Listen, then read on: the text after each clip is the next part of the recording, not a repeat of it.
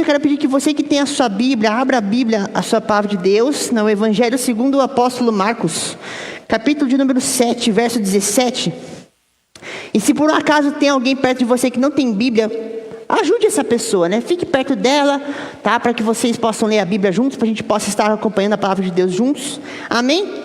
Bom, no primeiro domingo desse mês, nós falamos acerca de sermos enxertados como ramos na oliveira cultivada. Eu vou dar uma breve introdução de todos os temas, porque hoje, como é um fechamento, a gente vai juntar tudo que vai falar nos outros 3 domingos, tá? Então, vou dar uma recapitulada, assim, tá? Ok? Então, no primeiro domingo, no domingo de ceia, a gente comentou sobre isso.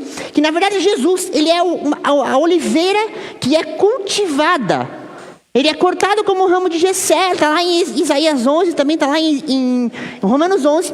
E ele, como a oliveira cultivada, ele tem nele, nós, que somos ramos de oliveira brava, ou seja, oliveira amarga, uma oliveira que dá frutos ruins, enxertados em Jesus. Acontece que, quando você faz um enxerto de uma árvore, você pega um ramo de laranja e coloca numa mangueira. Imagine isso, um ramo de laranja enxertado numa árvore de mangas.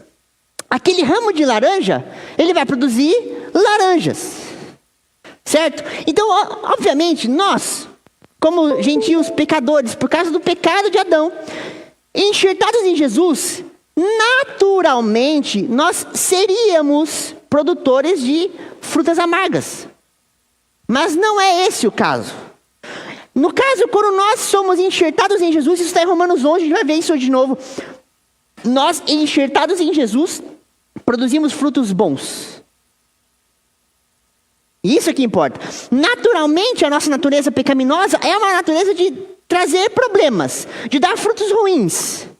Porém, se nós estamos bem enxertados, nós estamos com o nosso enxerto bem colocado em Jesus, enraizados, nossos frutos são alterados para frutos que dão vida eterna. Amém?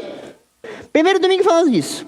No segundo, nós falamos sobre fé radical. A fé radical é produto de uma fé enraizada. Quando nós estamos caminhando em fé com o Senhor Jesus, e quando nós estamos vendo que a nossa fé está enraizada em Jesus, é natural que no nosso caminhar nós começamos a ver uma fé radical sendo praticada. Em que sentido? Eu começo a dar passos de fé que naturalmente, vira essa palavra? Falei de novo, naturalmente não daríamos. Como assim, pastor? Quando eu saio de um emprego, na incerteza de que eu não tenho outro, mas é porque Deus direcionou, eu estou enraizado na fé. Porque aquela fé radical me fez dar um passo de fé. É assim com os heróis da fé. Assim foi com Pedro, que Pedro falou assim, basta uma palavra sua, Senhor, e eu iria ter um encontro sobre o mar. E ele foi. Na semana passada, então, nós falamos sobre um terceiro tópico. Quem lembra? Quem lembra? Florescendo aonde Deus te plantou. Era só um teste. Florescendo aonde Deus te plantou. Deixa eu dizer uma coisa. Mesmo que você tenha sido plantado a um lugar onde você não está acostumado com aquilo, Deus te colocou lá por um propósito. Deus tem um plano para isso. E é necessário entendermos este plano e propósito para que possamos sair daquele lugar e depois sermos plantados em outro lugar, no lugar que é o lugar da promessa. Quem está entendendo? Diga amém. E aí, então, juntando esses 3 pontos. Florescendo onde Deus te plantou. Mesmo que pareça um deserto. Mesmo que pareça um lugar inóspito. Mesmo que tenha cara e jeito de lugar seco. Mesmo que pareça uma miragem. Sim. Do interior, do trono do Senhor, fluirão rios. Que farão você nascer como um renovo. E desse renovo produzirão frutos. E hoje, como eu falei semana passada, nós vamos falar sobre quais são os frutos. Demonstrando os frutos de estar enraizado. Esse é o tema. Demonstrando os frutos de estar enraizado. E a gente vai para Mateus, capítulo 7, verso 17.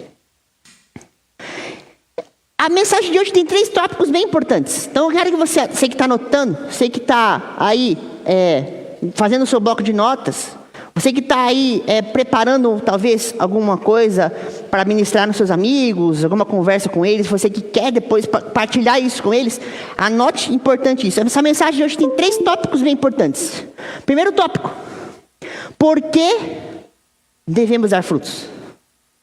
Por que nós damos frutos? O segundo tópico é: quais são os frutos? E o terceiro tópico é: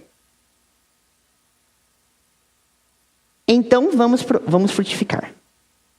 Amém? Vamos ler então Mateus 7, 17 a 20.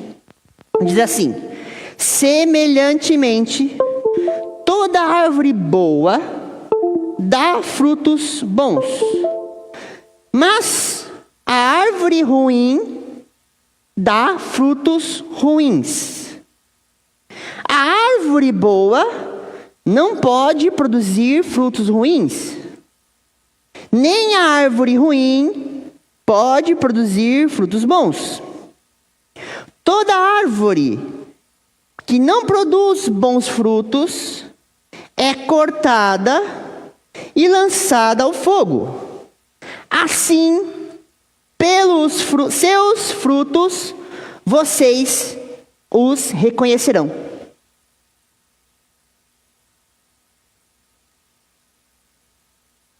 Assim, pelos seus frutos, vocês reconhecerão.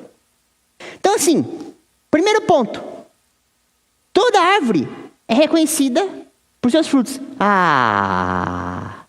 Nossa, jura? Que novidade! Então, você olha para o limão, no pé de limão, eu digo: essa árvore é um limoeiro.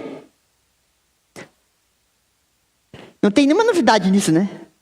Se eu olho para uma macieira, é porque tem uma maçã pendurada no pé de macieira. Pastor, ok, qual a novidade disso?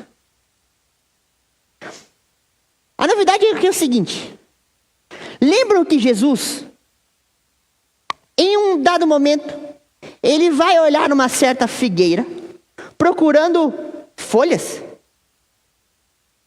Procurando flores? Não, ele foi procurar frutos. A árvore é reconhecida não pelas suas folhas. A árvore não é reconhecida pelas suas flores. A árvore é reconhecida por seus frutos. Então aí que está a primeira questão que nós temos que entrar em consideração, que é: para sabermos quem somos, é necessário que tenhamos frutos. Para eu saber quem eu sou em Deus, eu preciso ter frutos. Para que se revele a minha identidade em Deus, eu preciso mostrar frutos. Uma figueira que não frutifica, não dá para saber que é uma figueira. Mas pastor, ele tem um formato assim do ramo. Você só acha a diferença entre uma árvore e outra pelos frutos.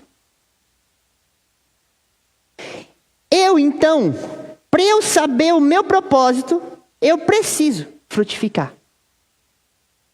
O outro ponto sobre dar frutos, o porquê dar frutos, é porque toda árvore que não dá fruto inutiliza o solo. E agora você abre comigo lá Lucas 13, verso 6. Lucas 13, verso 6. Esse versículo, Lucas 13, verso 6. 13, verso 6. Tá? 13, para não ter confusão, é 13. Por isso bastante ênfase. Lucas 13, verso 6 ao verso 9, diz assim: Então Jesus contou-lhes a seguinte parábola. Um homem tinha uma figueira plantada em sua vinha. Foi procurar fruto nela, e não achou nenhum. Por isso disse ao que cuidava da vinha: já fazem 3 anos que venho procurar frutos nessa figueira, e não acho. Corta, disse ele. Por que deixá-la inutilizar a terra? Respondeu o homem: Senhor, deixa por mais 1 ano, e eu cavarei ao redor dela e adubarei. Se der fruto no ano que vem, muito bem, se não, corte, diz o Senhor. O processo natural de uma árvore é frutificar. Mas uma árvore, ela não é só composta por aquele caule e aquelas folhas. Ela inutiliza o solo porque quanto maior a sua raiz, menos espaço outras árvores vão ter. E aí pense, quanto maior for uma árvore que não frutifica, ela está ocupando espaço daqueles que podem dar frutos. Deus está falando com você? Porque comigo ele falou isso. Comigo falou muito com essa mensagem. Ah, mas pastor, o senhor está forçando a gente a dar frutos. Ótimo, ligou o projetor, vamos pôr a Bíblia na tela. Ah, mas o senhor está forçando a gente a dar frutos. Não sou eu que estou forçando a gente a dar frutos. Eu estou sendo instigado por Deus a frutificar também. Porque sem frutos eu não vou saber qual é o meu propósito. Sem frutos eu não vou saber para que eu vim para essa terra. E se eu não dou frutos, eu sou uma árvore infrutífera, e as minhas raízes estão espalhadas pelo solo, eu estou deixando alguém sem frutificar. Eu falo para os meninos aqui do louvor: meninos, vocês não se apoiem em mim, porque eu tenho prazo de validade aqui no louvor. Ah, mas o pastor Tiago toca, canta, faz a projeção, monta o som e não sei o quê. Não, vocês não se baseiem por mim. Porque quanto mais espaço eu tomo dos outros, os outros não podem frutificar.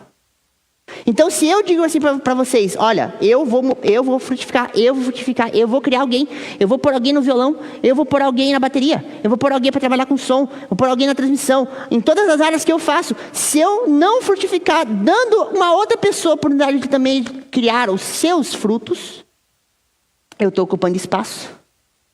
E no final das contas, quem vai ser cortado sou eu. O natural de estar conectado à videira, como diz lá em João 15:4, que a gente vai ler agora. João 15:4, põe aí. João 15:4. O processo natural de estar conectado à videira é frutificar. Não dar fruto significa não estar conectado. João, põe a NVI, por favor. Hoje vamos usar só a NVI. João 15:4. Permaneçam em mim e eu permanecerei em vocês. Nenhum ramo pode dar fruto por si mesmo se não permanecer na videira. Vocês também não podem dar fruto se não permanecerem em mim. Invertendo a lógica desse versículo, significa que não dar fruto significa que não estamos conectados em Jesus. Existe alguma... O enxerto quebrou, deu problema. Vamos falar do enxerto lá da Oliveira Brava? O enxerto deu problema. O pecado entrou, a sujeirinha entrou ali. É hora de pegar aquele adesivo que está grudando o ramo ali e revisar ele. Eu falei isso no primeiro domingo que a gente falou sobre essa questão do enxerto. Eu falei sobre isso. Que se não estamos frutificando, se voltamos a dar frutos da velha vida, da vida de pecado, significa que nosso enxerto precisa ser revisado. A oliveira brava, o zambujeiro, ele dá um fruto amargo, que parece uma oliveira, mas não é. Só que enraizados em Jesus, firmes neste ramo da oliveira cultivada, Ele muda o nosso tipo de fruto. Quarto ponto sobre por que dar frutos é: dar frutos glorifica ao Pai que está no céu. João 15:8. João 15:8. Vocês têm boa assim rápido? João 15:8. Meu Pai é glorificado pelo fato de vocês darem fruto, e assim serão meus discípulos. E o quinto ponto desse tópico: uma das chaves de você ter suas orações respondidas é estar conectado à videira e frutificar. João 15:16. João 15:16. Vocês não me escolheram, diz o Senhor, mas eu os escolhi para irem e darem fruto. Fruto que permaneça, a fim de que o Pai lhes conceda tudo o que pedirem em meu nome. Ah, pastor, então agora tem uma coisa que está fazendo sentido na minha cabeça. Aquela bênção que eu não recebi, será que foi por falta de frutos? Bem provável que sim. Porque uma coisa aqui está conectada com a outra. Eu os escolhi para irem, deem fruto, fruto que permaneça, a fim de que o Pai lhe conceda o que pedirem em meu nome. Ok, então já aprendemos 5 pontos, porque nós precisamos dar frutos. Perfeito. Agora vamos descobrir quais são os frutos. Me diga assim, quais são os frutos? E quando a gente fala de frutos, a primeira coisa que vem à cabeça é o fruto do Espírito. Gálatas 5, 22, 23. Mas o fruto do Espírito é amor, alegria, paz, paciência, amabilidade, bondade, fidelidade, mansidão e domínio próprio. Contra essas coisas não há lei. E é muito natural, que a gente pense que os frutos do Espírito, no plural, os frutos do Espírito, porque são vários itens. Amor, alegria, paz, paciência. Mas na verdade, eu costumo pensar que o fruto do Espírito é como uma mexerica. Ele é um único fruto com vários gominhos. Ele é um único fruto com vários pequenos gominhos. Um gominho do amor, o gominho da alegria, o gominho da paz, o gominho da paciência, o gominho da amabilidade, o gominho da bondade, da fidelidade, da mansidão e do domínio próprio. Mas é interessante ver que versículos anteriores de Gálatas 5, 22, Paulo enumera as obras da carne. Eu quero que você coloque aí as obras da carne para mim no telão, por favor. Paulo enumera os versículos anteriores as obras da carne. E é interessante observar que para cada tipo, volta 2 versículos, para cada tipo de obras no plural da carne, existe um gominho mais 2. Existe um gominho, é o 19, para cada uma das obras da carne. Olha só, Gálatas 5:19. Ora, as obras da carne são manifestas. 2 pontos. Aí ele começa a dizer, eu vou interromper a lista para mostrar qual é o gomo do fruto antagônico a esta obra. Porque a gente agora, com o entendimento daquela parte da oliveira brava, do zambujeiro, a gente entende que aquele fruto amargo do jambujeiro é isso aqui, ó, obras da carne. E para cada um desses frutos ruins aqui, Deus sobrepôs um gominho do seu fruto perfeito. Vamos lá. Imoralidade sexual, impureza. Sobre essas 2 coisas, o amor sobrepõe. A libertinagem, a alegria sobrepõe. Ou seja, muitas pessoas pensam que a razão da alegria é poder fazer tudo o que querem. Mas a verdadeira alegria é um fruto do Espírito. Muitas pessoas procuram amor. Muitas pessoas procuram aí fora um amor vazio na imoralidade sexual, na impureza. Mas o verdadeiro amor está em Jesus. Continua, verso 20. A idolatria e a feitiçaria, mais rápido. Verso 20. A idolatria e a feitiçaria, a paz sobrepõe. Porque o que acontece? Quando uma pessoa ela tem um sentimento idólatra, ou ela está presa em feitiçaria, ela nunca tem paz enquanto ela não fizer o ato de idolatria, ou enquanto ela não fizer o ato de feitiçaria. Mas a verdadeira paz excede todo entendimento. O ódio e a discórdia, a paciência sobrepõe. E aí a palavra de Deus ensina, né? O apóstolo Pedro, que nos ensina muito fácil isso, né? É bem fácil para ele dizer isso. Irai-vos, mas não pequeis. Irai-vos, mas não pequeis. Porque ele diz, a paciência é o gomo do fruto do Espírito que sobrepõe a pecar no ódio na discórdia. Os ciúmes e a ira é a amabilidade que se sobrepõe.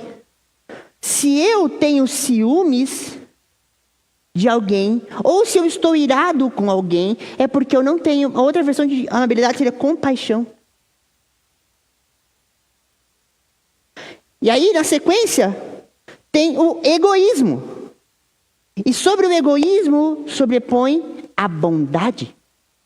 Porque o egoísmo quer as coisas para mim mesmo. E a bondade dá a generosidade de dar aos outros.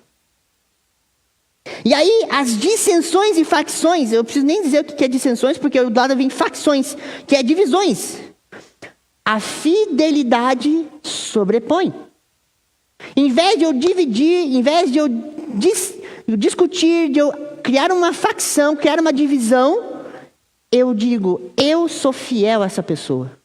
E aqui cabe um parênteses.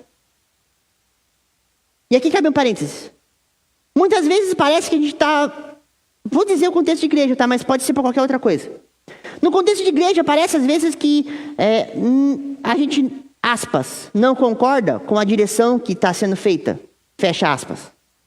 E na verdade, isso é uma facção, uma dissensão, uma divisão. Entenda que é o seguinte, se Deus tem para você uma visão pessoal, ela não vai ser concretizada enquanto você não se sujeitar a uma visão maior. Faz sentido? Veja bem, vamos usar o exemplo de Abraão. Enquanto Abraão morava na casa dos pais dele, não tinha promessa. Não tinha filho da promessa. Não tinha promessa de terra prometida. Não tinha promessa de paz de multidões. Ele estava sujeito à liderança do seu pai, que era a liderança maior sobre ele. A partir do momento que Deus fala assim, agora sai para um lugar que eu vou te mostrar, você vai ser pai de multidões, e você vai ser um homem próspero. A partir dali, por causa da fidelidade dele com o pai, ele sai em paz. Ele não sai brigado. Posso dar outros exemplos? Posso falar de Moisés? Posso falar de Josué? Posso falar de Davi? Davi é um grande exemplo disso. Porque ele é ungido rei de Israel e ele só passa a governar 40 anos depois.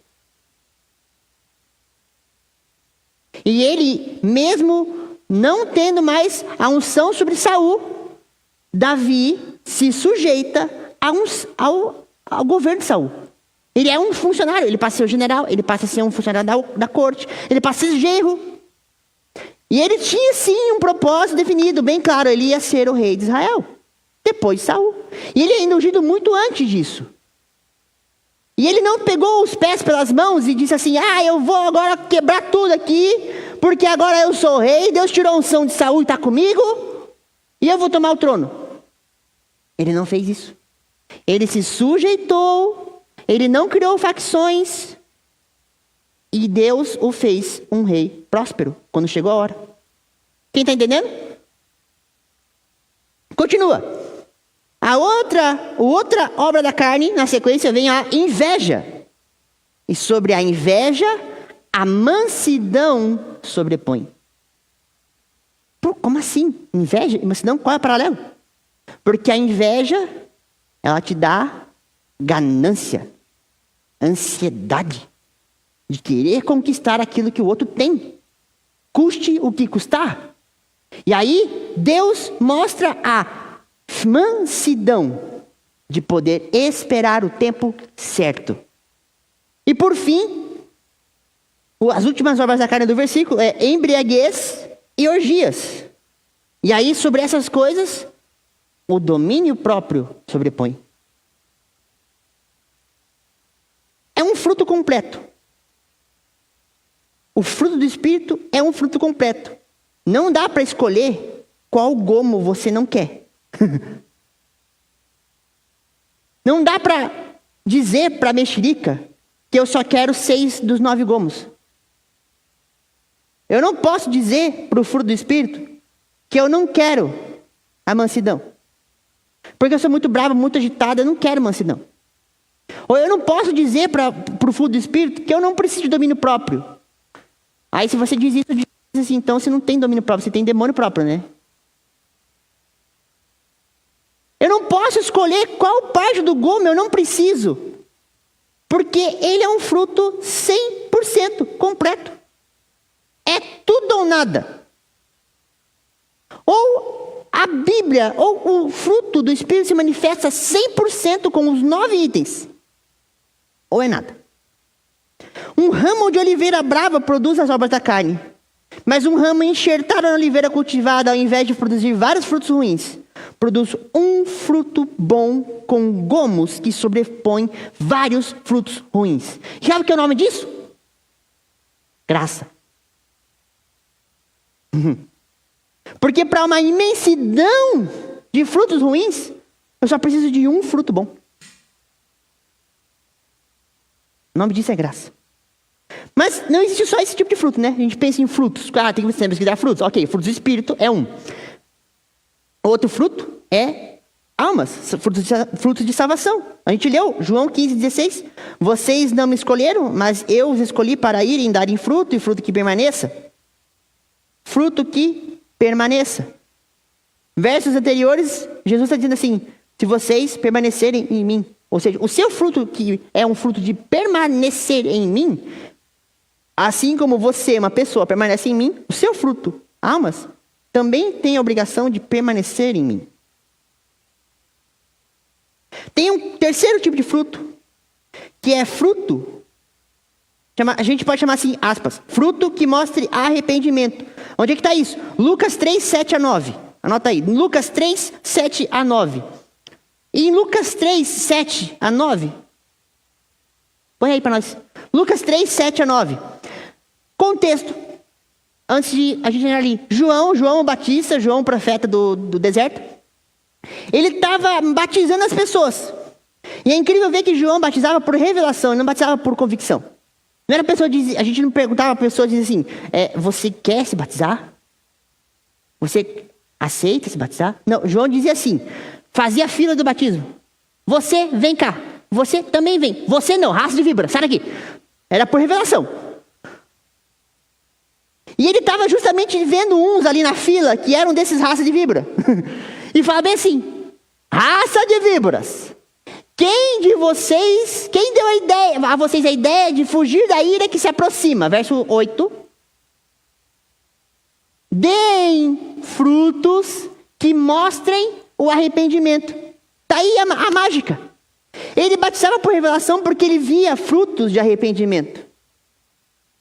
Porque o discurso dele era qual? Arrependei-vos, porque é chegado o reino dos céus. Então, em quem ele via frutos de arrependimento, ele dizia, vem cá, para a água, batiza. Tem fruto, vem cá. Você também tem fruto, vem cá. Você não, raça de víbora, vai fora, você não tem não. Na revelação, ele reconhecia pelo Espírito que estava nele, que quem tinha frutos de arrependimento, quem estava vindo para o batismo, realmente arrependido, e quem estava vindo como era Maria vai com as outras. Com medinho. Aí afora, se ouve muito falar sobre fim dos tempos, Apocalipse, volta de Jesus e afins. E tem muita gente vindo à igreja, e você que está online não desligue. E tem muita gente vindo à igreja com medo de ficar para trás. Esses não estão demonstrando frutos de arrependimento. E para esses eu chamo de raça de víboras, igual o João falou. Porque eles só querem os benefícios. A ideia maluca de que vão fugir dos problemas. Muito fácil, né? Eu aceitar Jesus na hora do aperto, na hora que Jesus está voltando. Mas não pagar o preço de carregar a minha cruz todo santo dia. Matar minha carne todo santo dia. Derrubar as obras da carne. Sobrepor frutos do Espírito sobre as obras da carne. Isso ninguém quer. E na continuação, o outro tópico, sobre dar frutos, além dos frutos de arrependimento, além dos frutos do Espírito, é porque dar frutos de arrependimento hoje, não é como João, raça de víbora, vai embora. Não. Nós, lá fora, demonstramos real arrependimento, mudando a conduta no dia a dia, a ponto de que outros lá fora percebam Algo está diferente em você. Terceiro ponto, terceiro tipo de fruto. E aqui cabe uma interpretação bem diferente. 1 Coríntios 12. Quem conhece sabe, 1 Coríntios 12 são os dons do Espírito. Os frutos. O fruto do Espírito, Gálatas 5, é um fruto específico de uma forma específica. É eu demonstrando que eu estou ligado em Jesus. Mas os dons do Espírito são dons dados pelo Espírito a nós. São frutos dados pelo Espírito Santo por nós, que Ele é a seiva, Ele é aquilo que corre dentro do ramo e alimenta nós como ramo. E são frutos que são para servir aos outros. Enquanto que o fruto do Espírito, para mim, é demonstrar que eu estou ligado em Jesus, os dons do Espírito é para que eu sirva a outros. E aí começa, irmãos, quanto aos dons espirituais, não quero que vocês sejam ignorantes, verso 2. Vocês sabem quando eram pagãos, de uma forma ou de outra, eram fortemente atraídos e levados para ídolos mudos. Por isso afirmo que ninguém que fala pelo Espírito de Deus se diz Jesus seja amaldiçoado. E ninguém que pode dizer Jesus é Senhor, a não ser pelo Espírito Santo. Há diferentes tipos de dons, mas o Espírito é o mesmo. Há diferentes tipos de ministérios, mas o Senhor é o mesmo. Verso 6. Há diferentes formas de atuação, mas é o mesmo Deus que atua em todos. Vamos até o 11, vai. A cada um, porém, é dada a manifestação do Espírito visando ao bem comum. Olha só. Eu não tenho o dom XYZ, não vou citar os dons aqui antes da spoiler. Eu não tenho o dom XYZ para dizer assim, é que você tem que me respeitar porque eu tenho o dom XYZ. É para o bem comum. Um dom é dado a Deus para você e para mim, para servir os outros, não para se sobrepor a ninguém. E continua. Pelo Espírito. Agora vem a lista de dons. Pelo Espírito. A um é dada a palavra de sabedoria. A outro, pelo mesmo Espírito, a palavra de conhecimento. 9. A outro, fé. A outro, pelo mesmo Espírito, dom de curar. Pelo único Espírito, 10. A outro, poder para operar milagres. Aqui abre um parênteses aqui. Se eu parar nesse parênteses, eu vou ficar até amanhã falando. Viram que tem diferença? Tem dom de curar, outro tem dom de realizar milagres. Guarda isso e vai estudar em casa. A outro, profecia. A outro, discernimento de espíritos. A outro, variedade de línguas. E a outro, interpretação de línguas. 11, o último. Todas essas coisas, vírgula, porém, vírgula, são realizadas pelo mesmo e único Espírito, e Ele as distribui individualmente, vírgula, olha a ênfase, a cada um, vírgula, como quer. Não adianta você dizer, Senhor, eu quero o dom de profecia. Quem decide é Ele. Mas Senhor, eu quero o dom de profetizar. Eu acho tão bonito. Quem escolhe é Ele. E é incrível como Deus faz as coisas justamente para matar a nossa carne. Ele dá os dons de profecia. Ele dá certos dons para aqueles mais tímidos. É de propósito, já percebeu isso? Isso é de propósito. Porque Deus quer dizer justamente isso. Eu não tenho essa barreira humana chamada timidez, limitação, nada. Ele dá literalmente esses dons justamente para quem a gente nunca imaginou, aquele mais tímido, aquele mais quietinho. Às vezes você vai falar com ele, ele está profetizando, você não está nem percebendo. Aí você diz assim, nossa, mas você é um profeta. Quem, eu? Não, eu mal sei falar em público, se eu pego o microfone eu tremo assim, igual a vara verde. É incrível que Deus pega esses dons e Ele distribui como Ele quer. Para justamente dizer, eu, o Espírito, o Senhor, sobreponho sobre qualquer limitação humana. Glória a Deus. Os dons são dados pelo Espírito. São frutos para serem usados para servir a outros com eles. Te encorajo essa semana. Ponto número 1, descubra seus dons. Ponto número 2, use-os para servir alguém. Quarto ponto. Acho que é quarto ponto, já me perdi. Frutos de fé, esperança e amor. Aspas. O que Paulo chama de o caminho excelente.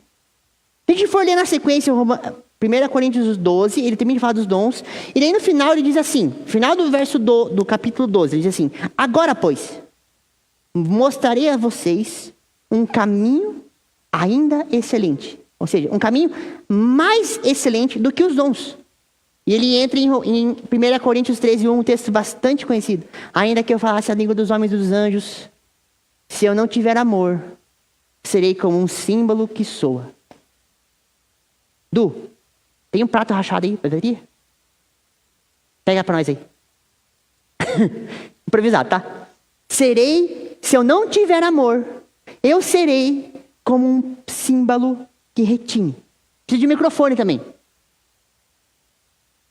Pega o prato e o microfone pra gente fazer um teste aqui. O que é essa história de símbolo que retine? O que é essa falta de amor? Sem amor, o que é ser um símbolo que retine no versículo?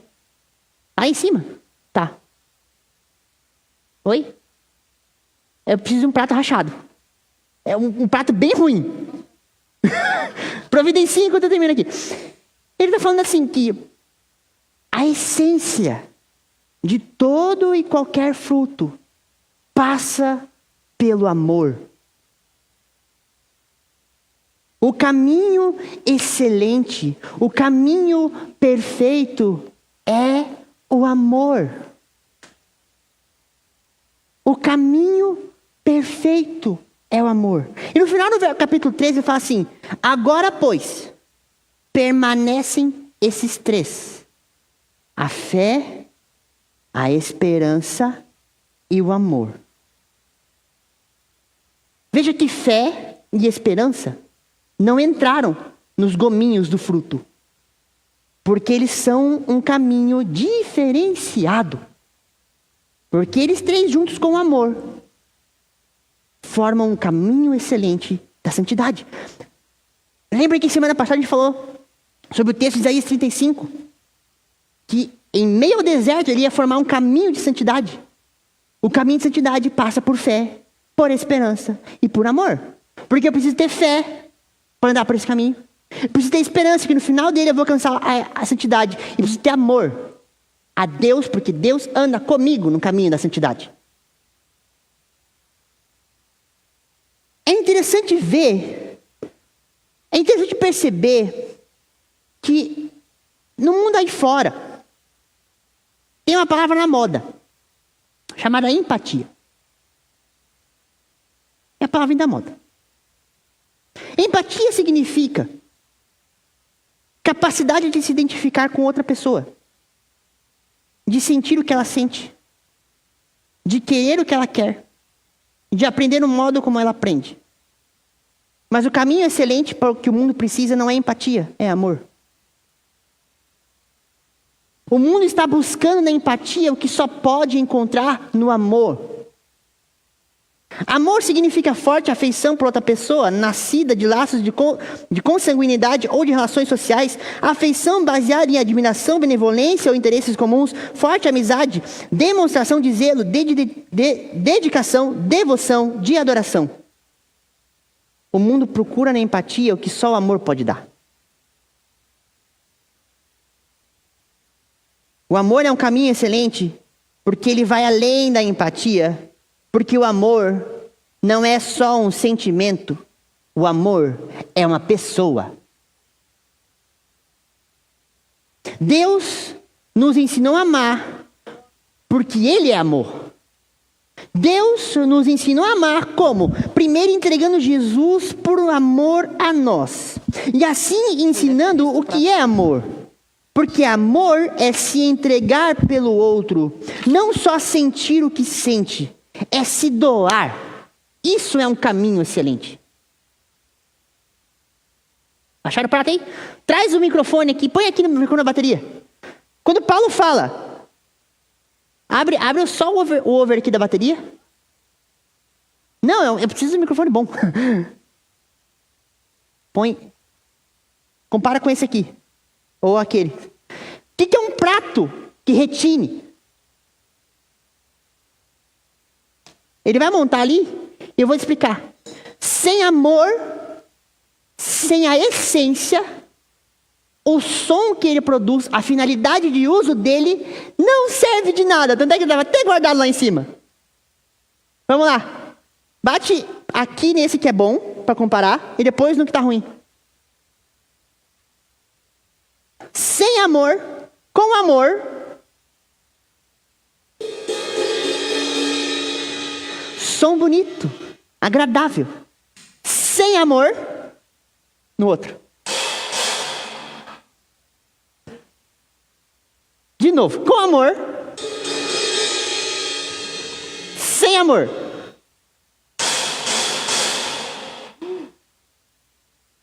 Isso é um símbolo que retine. Obrigado pela... Isso é a falta de amor. Parece bonito. Pode até produzir um som, mas não é um som agradável. Não tem finalidade em nada, a não ser algo que agride os ouvidos. O que o mundo precisa não é uma empatia de sentir o que o outro sente. É de amar e se doar pelo outro. Por que o amor é um caminho excelente? Porque o amor é um caminho dos maduros. Nós estamos falando de fruto. E o amor é um caminho de um fruto, alguém que está maduro. E só quem está maduro pode frutificar. Só uma árvore madura pode produzir frutos. Por que eu estou falando isso? Primeiro que 1 Coríntios 11, 13 e 11. Uns versículos antes, acerca do que fala aqui sobre fé, esperança e amor. 1 Coríntios 13 e 11 fala assim: quando eu era menino, falava coisas de menino, pensava coisas de menino, raciocinava como menino. O caminho excelente do amor passa pela maturidade. Passa por ser maduro na presença do Senhor. Outro ponto. Todo fruto é cumprimento, é resultado de uma promessa. Diga comigo, todo fruto. Mais forte, todo fruto é cumprimento de uma promessa. Vamos falar sobre os heróis da fé? É fácil de pensar com os heróis da fé, né? Abraão, qual que era o seu fruto? Isaac. A terra de Canaã. Esse era o cumprimento, esse era o alvo, esse é o gol. Abraão, sai da tua terra, da tua parentela, vai para uma terra que eu vou te mostrar, vai para um lugar que você vai ser próspero, você vai ter uma família, você vai ser pai de multidões. Esse era o gol, esse era o alvo. A macieira só é definida porque ela tem um alvo, é produzir maçã. Faz sentido? Então todo fruto é cumprimento de uma promessa. E aí, onde é que está isso na Bíblia, pastor? Pelo amor de Deus, me explica. 1 Coríntios 14, nós estamos fazendo a sequência, 12, 13, 14. 14, verso 1. E aqui mostra uma ênfase de Paulo ao ministério profético. Mas não é assim, ênfase de Paulo ao ministério profético para ser profeta. Não, é para ouvir Deus, qual é o seu propósito, qual é o seu alvo, qual é o seu gol e caminhar por ele. Entenderam? 1 Coríntios 14. Sigam o caminho do amor, o caminho perfeito, o caminho excelente, o caminho dos maduros. E busquem com dedicação os dons espirituais, principalmente o dom de profecia. Verso 2. Pois quem fala em uma língua não fala aos homens, mas a Deus. De fato, ninguém o entende, em espírito fala em mistérios. Continua. Mas quem profetiza, verso 3. Mas quem profetiza o faz para edificação, encorajamento e consolação dos homens. Verso 4. Quem fala em línguas, a si mesmo edifica. Quem profetiza, edifica a igreja. E o próximo? Gostaria que todos vocês falassem em línguas, vírgula, mas prefiro que profetizem. Quem profetiza é maior do que aquele que fala em línguas, a não ser que as interprete, para que a igreja seja edificada. E quando Paulo aqui está falando da ênfase do dom de profecia, ele dá duas ênfases. Uma ênfase àquele que interpreta e uma ênfase àquele que fala. De igual modo, porque os dois dons são importantes. Porque se eu não tenho quem interprete, como é que eu vou ser edificado? Logo, daqui a alguns minutos, nós vamos passar pelo presbitério dos profetas. Deus hoje vai dar uma direção a cada um de nós, bem clara, bem específica dos nossos frutos. Atenção, pastores. Orando em espírito. Algo está passando na atmosfera. Algo está acontecendo na atmosfera. Todos atentos.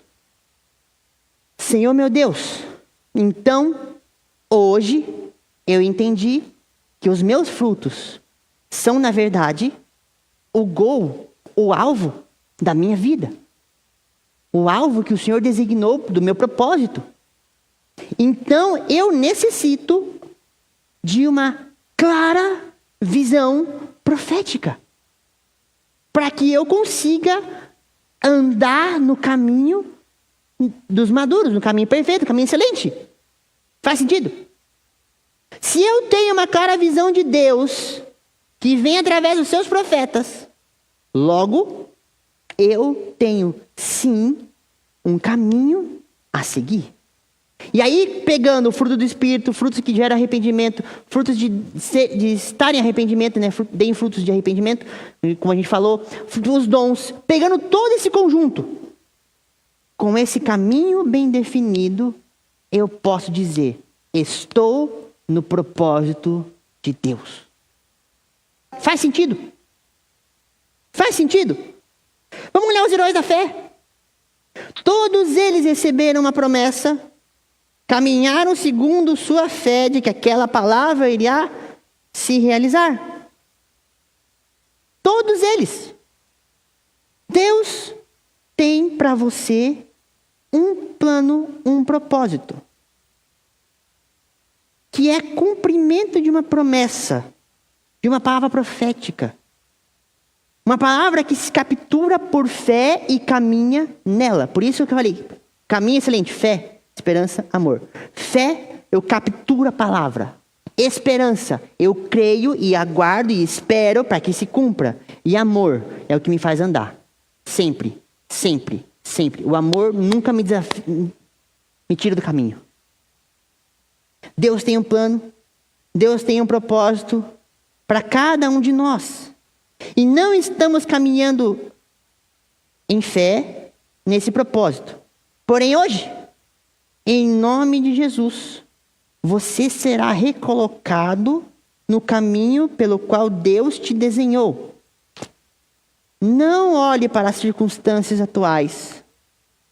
Não olhe para o ramo de oliveira brava. Não olhe para as coisas que te cercam. Não olhe para os problemas. Não olhe para as tribulações. Olha para a raiz em que você está conectado. É dessa raiz que virá o cumprimento daquilo que Deus te prometeu. Olha para a raiz. Com os olhos fixos em Jesus, diz Hebreus 12, 2. Com os olhos fixos em Jesus.